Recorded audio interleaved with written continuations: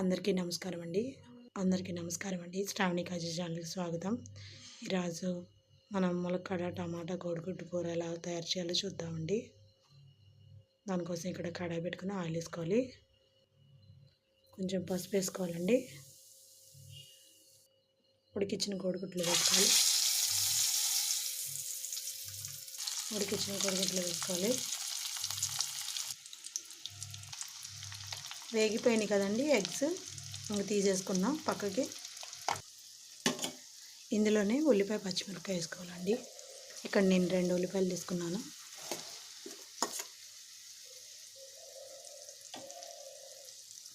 ఉల్లిపాయ పచ్చిమిరపకాయ వేగిపోయిందండి. ఇప్పుడు అల్లం వెల్లుల్లిపాయ పేస్ట్ వేసుకుందాం.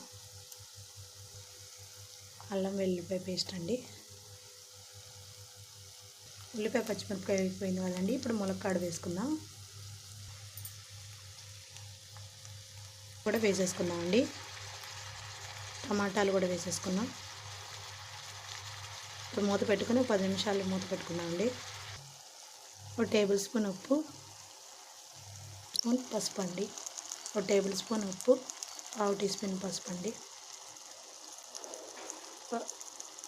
10 నిమిషాలు మూత పెట్టుకుందామండి. 1 టేబుల్ స్పూన్ కారం వేసుకోవాలండి. 1 టేబుల్ స్పూన్ కారం,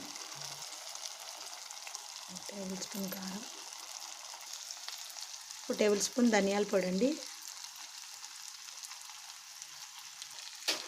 1/2 గ్లాస్ వాటర్ వేసేసుకుందామండి.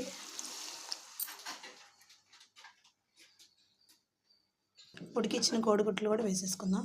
వేయించిన కోడిగుడ్లు కూడా వేసేసుకుందాం. 10 నిమిషాలు మూత పెట్టుకోవాలండి. గరం మసాలా అండి. అంతేనండి, ములక్కాడ టమాటా కర్రీ రెడీ. ఇప్పుడు మనం కొత్తిమీరతో గార్నిష్ చేసుకుందామండి.